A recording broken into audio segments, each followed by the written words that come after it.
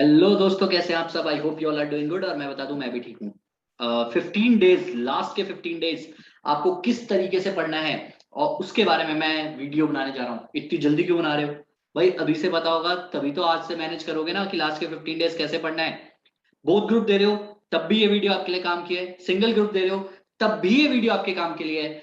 क्यों? क्योंकि आप जब लास्ट के 15 डेज होगे, आई एक्सपेक्ट कि आप फर्स्ट ग्रुप को ही अपना टाइम दोगे, क्योंकि अभी आप सेकंड ग्रुप पढ़ रहे होगे। और अगर आप सिंगल ग्रुप दे रहे हो देन तो कोई प्रॉब्लम ही नहीं है, फिर तो आप जैसे पढ़ रहे हो पढ़ते चलो पढ़ते चलो पढ़ते चलो। और ये जो वीडियो मैं बना रहा हूँ, आई होप आपको हेल्प करेगा एक डायरेक्शन देने में। और इस वीडियो में मैं दो चीजें शेयर करूंगा कि भाई सबसे पहले दो चीजें शेयर करूंगा कि 15 डेज में आपको किस तरीके से पढ़ना है, और लास्ट के 3 दिन मतलब 12 दिन किस तरीके से पढ़ना है, और लास्ट के 3 दिन फाइनेंशियल रिपोर्टिंग को किस तरीके से देना है। सर 15 डेज में 12 डेज बाकी के सब्जेक्ट और 3 दिन एफआर। ठीक है क्या? एफआर पढ़े ही ना 12 दिन तक पढ़ो, लेकिन उन टॉपिक्स को पढ़ो जो आपको परेशान करते हैं। और लास्ट का शाम का या कभी भी जब आपका मूड ना हो पढ़ने का, तो उसको समरी वीडियोस के तौर पे या छोटे बहुत थोड़े बहुत एक आध क्वेश्चंस के रूप में, या छोटे छोटे इंडेक्स जो इंपॉर्टेंट इंडेक्स हैं लेकिन छोटे हैं उनको रिवाइज कर लिया करो फटाक से। तो इससे एफआर के टच में भी रहोगे, लेकिन आपका ज्यादा समय उन 12 दिनों में बाकी के 3 सब्जेक्ट्स पर होना चाहिए। ये मेरी स्ट्रेटेजी है ग्रुप 1 को 238 मार्क्स के साथ निकालने की। आपकी मर्जी। देखो रैंक होल्डर्स अच्छा ही पढ़ते हैं, वो 18 घंटे 16 घंटे पढ़ते हैं, वो तब जाके रैंक लाते हैं। मुझे लगता है मोस्ट ऑफ द स्टूडेंट्स मेरी तरह है, मेरे भाई बंधु जिनसे भी मेरी बात होती है जो अभी सीए बने हैं, या वैसे भी मेरे को लगता है मेरी तरह ही है, वो भी परेशान है यार कैसे पास हो जाए, बस पास हो जाए मस्त कैसे भी करके बढ़िया से, और सीए बन जाए, पैसे वैसे कमा लेंगे, टेंशन वाली बात नहीं है। ठीक है, सब का ये रवैया होता है। हर अगर कोई बंदा रैंक होल्डर वाला होता ही है तो उन्हें वीडियोस की इतनी जरूरत बनती नहीं है, और वो अपना पढ़ लेते हैं 16 16 17 17 घंटे। प्रॉब्लम होती है अपन जैसे लोगों को जिनको समझ आ जाए कि हाँ ठीक है, कि अगर मेरे जैसा कि एक एवरेज बच्चा ऐसे तरीके से पढ़ता है और वो भी पास होता है, तो हम भी एक एवरेज हैं, हम भी पढ़ेंगे तो पास हो जाएंगे। तो मेरे तो दोस्त सारे जो मेरी तरह ही हैं यार, तो जो भी मेरी तरह है आप देख लेना, आपको बहुत फायदा होगा। अपन को सीए बनना है, चाहे रैंक आए चाहे नॉर्मल आए, सीए सीए होता है। और आगे जाके पैसा रैंक होल्डर भी है, और स्टार्टिंग में ही फर्क पड़ता है, बाकी आगे जाके मैं बता रहा हूँ जिसके पास भी टैलेंट है स्किल्स है वही विनर होता है।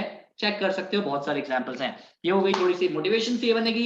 स्टार्ट करते हैं कि किस तरीके से पढ़ना है। ये 15 दिन का शेड्यूल है। मैं आपको बताता हूँ कि किस तरीके से मैंने किया था। मैंने तो नहीं किया था सॉरी, क्योंकि मैं तबीयत वगैरह खराब थी मेरी, बट मैंने प्लान किया था कि मैं करूंगा।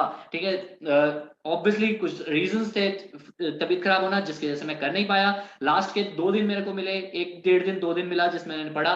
बट आपके लिए मैं वो शॉर्ट शॉर्ट स्ट्रेटेजी वो लेके आ रहा हूँ जो मैं यूज करता जब अगर सब कुछ सही रहता तो। ठीक है, कॉपी पेस्ट है ये। उसके बाद कैसे करना है? 15 दिन पढ़ाई, 3 दिन फाइनेंशियल रिपोर्टिंग। तो सबसे पहले आपको मैंने बताया कि क्या करना है अपन को उन 12 दिनों में। 12 दिनों में आपको क्या करना है? 4 दिन, 4 दिन और 4 दिन, पूरे के पूरे 4 दिन, 4 दिन और 4 दिन में डिस्ट्रीब्यूट करके आपको लॉ, एसएफएम और ऑडिट को कंप्लीट करना है। अब यहां पर बात उठ के आती है कि सच में मैं आपको 12 दिन दे रहा हूं, आपको ये तीनों सब्जेक्ट अच्छे से कंप्लीट करने हैं, लेकिन उसमें भी किस पे ज्यादा जोर देना है? क्योंकि अब जो लास्ट के 15 डेज बचे होंगे वहां पर आपका सब कुछ हो चुका होगा। एक तरीके से आपको सिर्फ और सिर्फ तगड़ी रिवीजन की जरूरत होगी। मैं कह रहा हूं लॉ में डायरेक्टर्स पे बहुत फोकस रख के उसको पढ़ना, फेमा को बहुत अच्छे से करना, आईबीसी को बहुत अच्छे से करना, सेबी को बहुत अच्छे से करना, और ऐसे कुछ चैप्टर्स जो इंपॉर्टेंट है, कॉम्प्रोमाइज अरेंजमेंट छोटे हैं, ठीक है, फॉरेन कंपनी हो गया, इन टॉपिक्स को जो आपको बहुत इंपॉर्टेंट लगते हैं उनको अच्छे से करना। मैंने डायरेक्टर्स इसलिए रखा 30 मार्क्स का है, फेमा बहुत अच्छे मार्क्स का पूछ लिया जाता है, आईबीसी 10 मार्क्स का आता ही आता है, सेबी अब अकेला रह गया है सिक्योरिटी लॉ में, तो इसको भी अच्छी वेटेज अब दी जाएगी, तो इसको अच्छे से पढ़ना। उसके बाद ऑडिटिंग की अगर मैं बात करूं तो उसमें स्टैंडर्ड्स ऑन ऑडिटिंग 30 मार्क्स का है, प्रोफेशनल एथिक्स सबसे आसान टॉपिक और ये 20 मार्क्स तक का पूछ लिया जाता है, कभी कभी उससे भी ऊपर का पूछ लिया जाता है। कंपनी ऑडिट आपसे पूछेंगे ही पूछेंगे, 5 मार्क्स का 8 मार्क्स का इसका क्वेश्चन। उसके बाद ऑडिट ऑफ डिफरेंट एंटिटीज में जो है पीयर रिव्यू आपसे पूछ लिया, पीयर रिव्यू पूछ लिया जाएगा। ऑडिट ऑफ डिफरेंट एंटिटीज में मैनेजमेंट ऑडिट, ऑपरेशनल ऑडिट, एक आध डेढ़ पेज का चैप्टर है। इन टॉपिक्स को फटाफट से रिवाइज कर सकते हो और इनको कर सकते हो। मैंने इंपॉर्टेंट चीजों के नाम लिखे हैं जिसमें से कंफर्म क्वेश्चन आते ही आते हैं, इनको तो रिवाइज करना ही करना है, नो इफ नो बट करके। उसके अलावा एसएफएम में आपको फॉरेक्स अच्छे से करना है, डेरिवेटिव अच्छे से करना है, पोर्टफोलियो मैनेजमेंट अच्छे से करना है, सिक्योरिटी वैल्यूएशन अच्छे से करना है। बाकी के टॉपिक्स वैसे ही छोटे हैं, टाइम मिल जाएगा कर लोगे। ये टॉपिक्स के नाम मैंने इसलिए लिखे हैं कि ये तो करने ही करने हैं और बहुत फोकस के साथ करने हैं। मेजॉरिटी ऑफ द पेपर इन्हीं में से पूछा जाता है, ठीक है। एक और चीज जो मैं आपको बता रहा हूं, उसके अलावा अगर सेकंड ग्रुप के लिए आप ऑलरेडी पढ़ चुके होंगे और अगर आप पढ़ भी रहे हो तो उसमें मैं बता दूं आपको, जो अगर आप एसएफएम सेकंड ग्रुप में एससीएमपी पढ़ रहे हो तो उसकी थ्योरी बार बार मल्टीपल रिवीजन आपको करनी चाहिए आज के डेट में। दूसरा, अगर आप डीटी की बात करें तो डीटी में असेसमेंट प्रोसीजर 10 मार्क्स का है। जो बच्चे छोड़ के जा रहे हैं उनकी चॉइस है, लेकिन छोड़ना मत, मेरे हिसाब से ओवरव्यू जरूर कर लेना। उसके अलावा जो इंपॉर्टेंट टॉपिक्स हैं पीजीपीपी वगैरह, उसका मैंने स्ट्रेटेजी बना के दिया है, आपको उस तरीके से पढ़ना है। आईडीटी में कस्टम्स की समरी आपने बना ली होगी अब तक, उसको रिवाइज करते रहो बार बार, क्योंकि वो आखिरी में जो है प्रॉब्लम क्रिएट करता है। और जीएसटी में भी कुछ चैप्टर जैसे आरसीएम हो गया, या फिर आपका कुछ चैप्टर्स होते हैं जो मेरे को लगता है वैल्यूएशंस वगैरह जो इंपॉर्टेंट होते हैं, उनको अच्छे से करते जाओ करते जाओ करते रहो। 6D के लिए तो मैंने आपके लिए वीडियोस बहुत सारी डाली हुई है, उतना कर लो अच्छे से, बहुत अच्छे से हो जाएगा, ठीक है। तो यहाँ पर ये 12 दिनों में आपको इनको करना है। इन 12 दिनों में मैं एक चीज और बता रहा हूँ, 4-4 दिन बांट दो और अच्छे से कंप्लीट कर लेना, ठीक है। और शाम को थोड़ा सा टाइम एफआर के उन टॉपिक्स को दे देना जो आपके वीक हैं। फॉर एग्जांपल कंसोलिडेशन मेरा वीक है, तो मैं कंसोलिडेशन के 1-2 क्वेश्चंस करके देख लूंगा। आपको अब तक ये एहसास हो गया होगा आईसीआई किस तरीके के क्वेश्चंस पूछता है हर टॉपिक्स में से, तो उनकी प्रैक्टिस, उनके एक आध क्वेश्चंस की प्रैक्टिस आप इन 12 दिनों में कर सकते हो, ठीक है। अब यहाँ पर क्या होता है, मैंने एक चीज लिखी है, you can now easily revise these 3 subjects in 12 days completely, but if not possible then you can do these important topics for sure। अच्छा, अब बात आती है कि मुझे 3 दिन अब एफआर को देने हैं। मुझे लगता है यार 3 दिन से ज्यादा एफआर को देने चाहिए।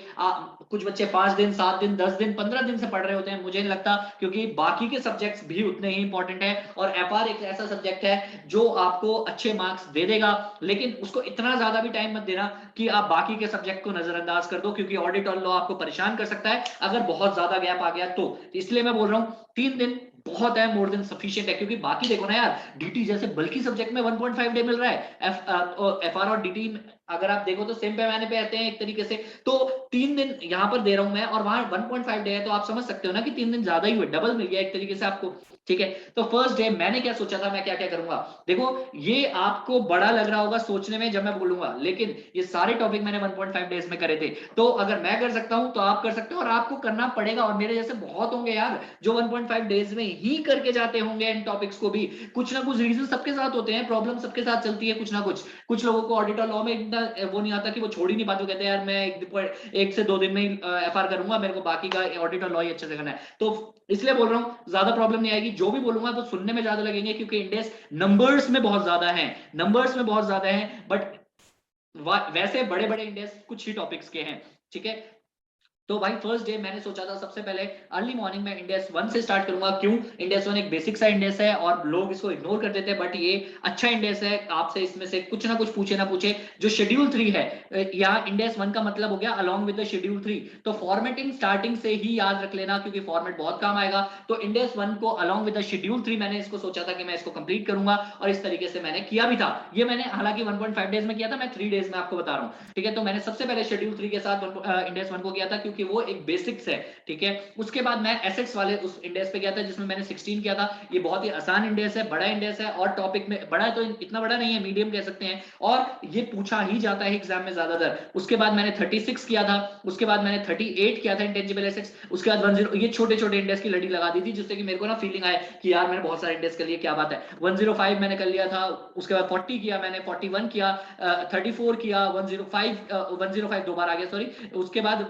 उसके बाद 2 किया, उसका 37 किया, उसके बाद इंडेक्स 8 किया। तो ये सारे इंडेक्स करने के बाद उसके बाद ये मेरा दोपहर तक कंप्लीट हो चुका था, कि दोपहर तक बहुत अच्छे से कंप्लीट हो चुका था, क्योंकि समराइज वे में था। अब आपको लगेगा झूठ बोल रहा है, मैंने 20 मिनट्स में 25 मिनट्स में एक आध वीडियो तो मैंने YouTube पे भी डाली हुई है, आप देख सकते हैं कि समरी चैप्टर्स रिवाइज करवाए हुए हैं 20-20 मिनट में ये टॉपिक्स। तो 20-20 मिनट में जब मैं रिवाइज कराऊं, और उस दिन आपको हाथ से करके क्वेश्चंस देखने नहीं है, सिर्फ क्वेश्चन स्टार मार्क क्वेश्चंस होंगे, उनको ओवरव्यू करना है। कितना टाइम जाएगा यार, आराम से होता है, आराम से होता है। ये दिखने में इतने ज्यादा लग रहा है, पहले ही बोला था, नंबर से मत घबराना है, दिखने में लग रहे हैं ज्यादा बट ज्यादा टॉपिक नहीं है इसके अंदर, ठीक है। तो ये हो जाएगा। फिर उसके बाद मैंने फ्रेश मूड से 116 को किया था लीजेस, बहुत ही इंपॉर्टेंट था और मुझे पता था कि कहीं ना कहीं आईसीआई स्टडी मैट का ही क्वेश्चन देगा क्योंकि नया इंडेक्स आया है और अच्छा इंडेक्स है और इस पे बहुत चर्चा है आजकल बाहर भी। तो इंडेक्स 116 को करने के बाद जब मैं थक गया था तो लास्ट में मैंने इंडेक्स 24 कर लिया था रिलेटेड पार्टी ट्रांजेक्शन और मैंने फर्स्ट डे खत्म कर दिया था अपना। यहां पर फर्स्ट डे आपका खत्म हो जाना चाहिए। उसके बाद सेकंड डे के बारे में अगर मैं आप लोगों से बात करूं तो सुबह उठते ही सबसे पहले मैंने वो इंडेक्स उठाया था जो सबको परेशान करता है, फाइनेंशियल इंस्ट्रूमेंट्स। फाइनेंशियल इंस्ट्रूमेंट्स आपको उठाना है। उसके बाद ये फाइनेंशियल इंस्ट्रूमेंट को अच्छा खासा टाइम देने के बाद आप एक रेस्ट ले सकते हैं और उसके बाद अगर आपका लंच वगैरह सब कुछ हो जाता है और तब तक फाइनेंशियल इंस्ट्रूमेंट कंप्लीट होता है क्योंकि लग जाता है इसमें बहुत टाइम। अगर जल्दी हो जाए तो 113 को आप इसके साथ ही कर सकते हैं, वरना मैं ये बोलूंगा कि 115 करना उसके बाद लंच के बाद, ठीक है। दो बल्कि इंडेक्स है, 115 को करना। 115 रेवेन्यू है और कंपैरेटिवली इजी है, अच्छा है। 115 में रेवेन्यू कैसे रिकॉग्नाइज होगा, वो 5 स्टेप मॉडल है, कोई ज्यादा परेशानी वाली बात होगी नहीं। उसके बाद 7 सीएफएस, इसको तो मैंने 5 मिनट या 10 मिनट में रिवाइज किया था, इसके क्वेश्चंस इजीली हो जाते हैं। उसके बाद हमारा 10 इंडेक्स 10 में वैसे ही कुछ नहीं है रिपोर्टिंग इवेंट, और 113 तो फेयर वैल्यू मैनेजमेंट है, इसको छोड़ के मत जाना, पूछ लेंगे क्वेश्चन इजी सा, ठीक है। इनको करके आपका अच्छे खासा हो जाएगा। इसके बाद आता है थर्ड डे।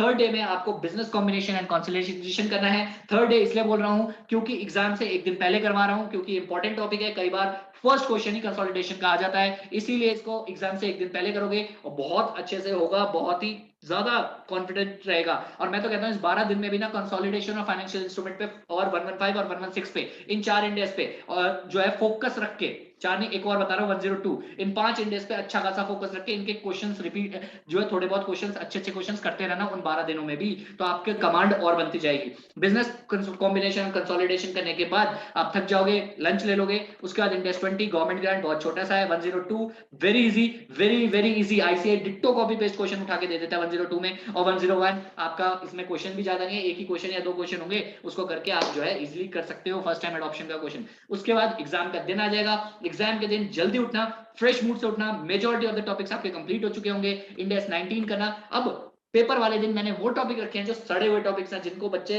मतलब पसंद ही नहीं करते। वो क्यों रखे हैं, क्योंकि आप पसंद नहीं करते इसको, और पेपर वाले दिन जब पूछो करके जाओगे ना तो 2 बजे एग्जाम होगा तो याद रहेगा, हाँ फ्रेश याद रहेगा। तो इंडेक्स 19, इंडेक्स 12 मेरे को बहुत फायदा हुआ था भाई 12 को करके, ditto exact copy paste question RTP का उठ के 12 का आ गया था। तो भाई मैं तो, मुझे 12 पसंद ही नहीं था, इनकम टैक्स बहुत बच्चों को नहीं होता, ठीक है।